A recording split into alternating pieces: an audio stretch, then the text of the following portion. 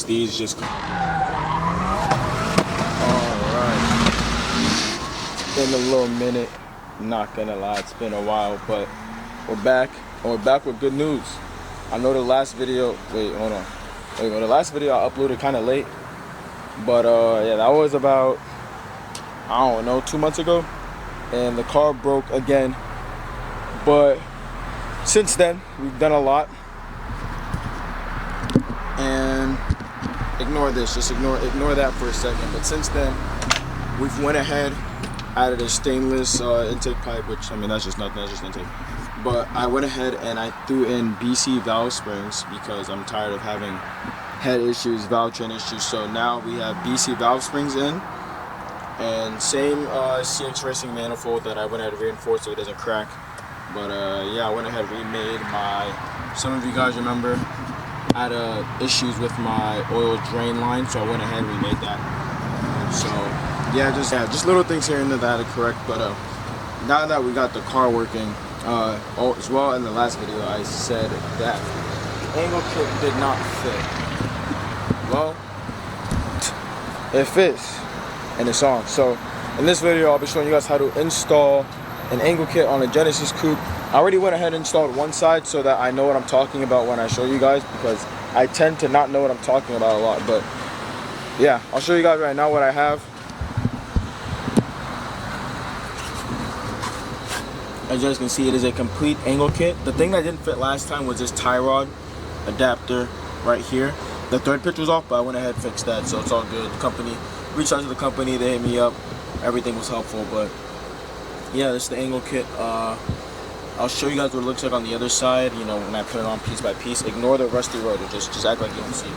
But yeah, comes with the knuckle, comes with the lower control arm and the tension arm, as well as the tie rod adapter. Comes with all the hardware.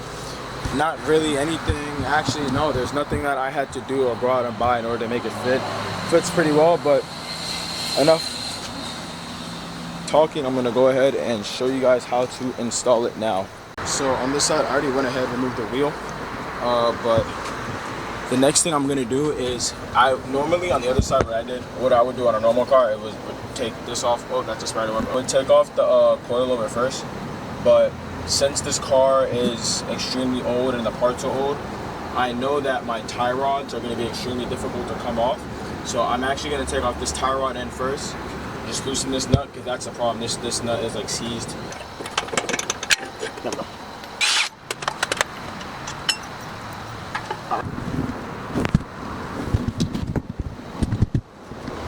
Just want to go up, no more drops. Now just pull this down, put it out the way.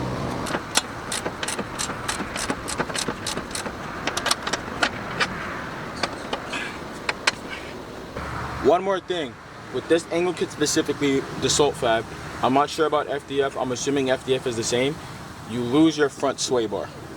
You cannot run your front sway bar with the angle kit because of the way the arm sits in this area. The sway bar just doesn't fit. If you have aftermarket sway bar, it actually might fit, but your OEM sway bar will not work with the Dussault Fab angle kit.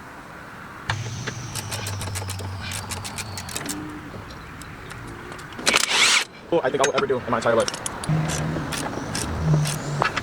Alright, if you guys decide to go ahead and go with the Dussault Fab angle kit 2,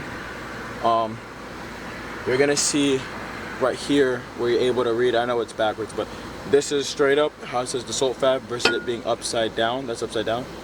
See, you want it to be straight up, and that's how you know which way to put it on. I counted the threads. Please don't move. Alright.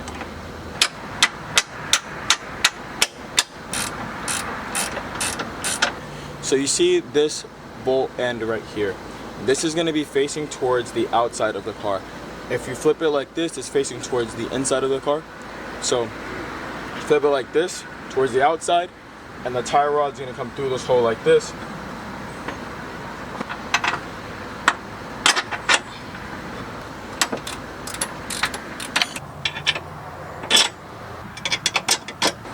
I'm not gonna lie.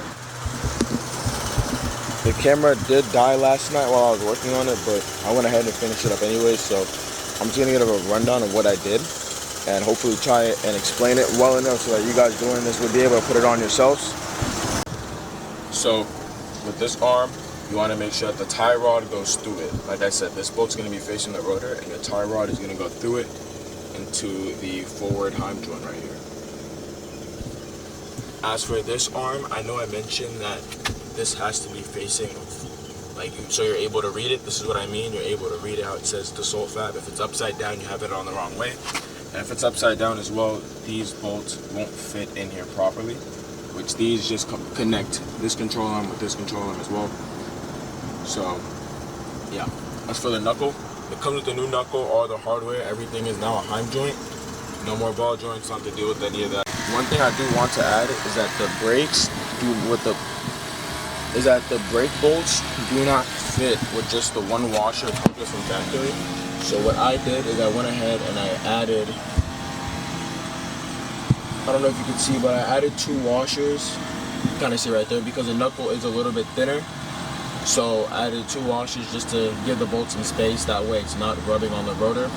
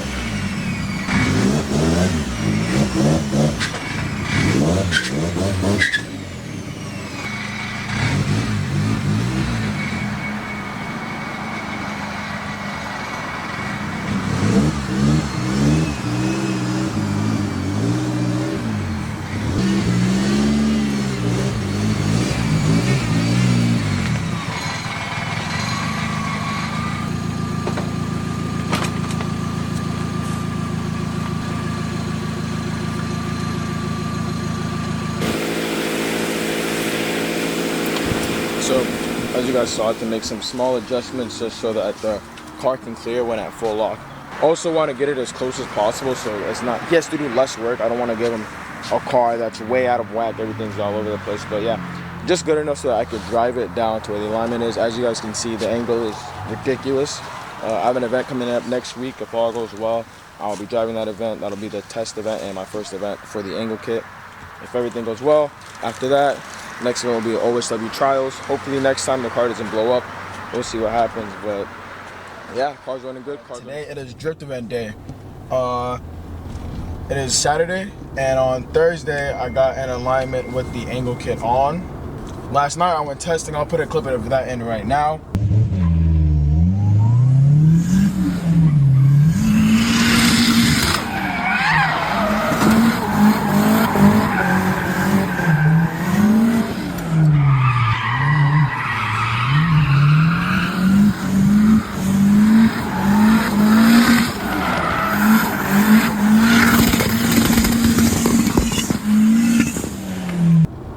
But it feels great, feels amazing. As you guys can see, we got tires in the back. So the Genesis is there already. I'm just going back, grabs my tires, my spares, and yeah, when I get there, we're gonna get right into the driving. Justin's there, Tariq's there, Chris there. Got a lot of good drivers. So we've made it to the fairgrounds. A lot of drivers out here today. Tariq and Chris already went out. Justin's car's over there. So I'm about to go out now. I'm about to catch some laps. I just got my tires changed. Got a fresh set of 351s on the car from Tire Streets. So yeah, just gonna go out there, have some fun, get some laps. I'm on my GoPro right now. My dad's bringing my GoPro later, so once the GoPro gets here, I'll have some in-car clips. So for now, I'm just gonna rock out with the camera, but I'm just gonna go out and have some fun.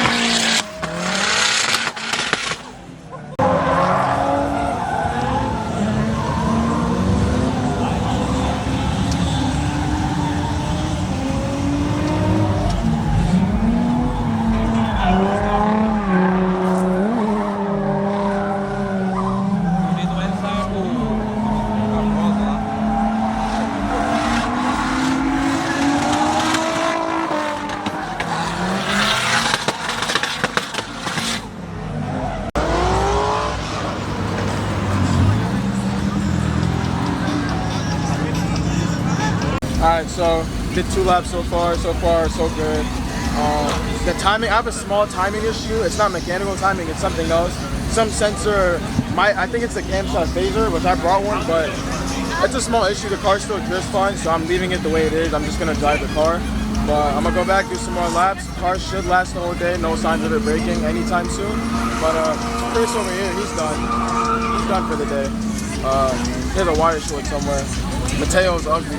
That guy's chopped. But yeah, I'm about to go do some more laps.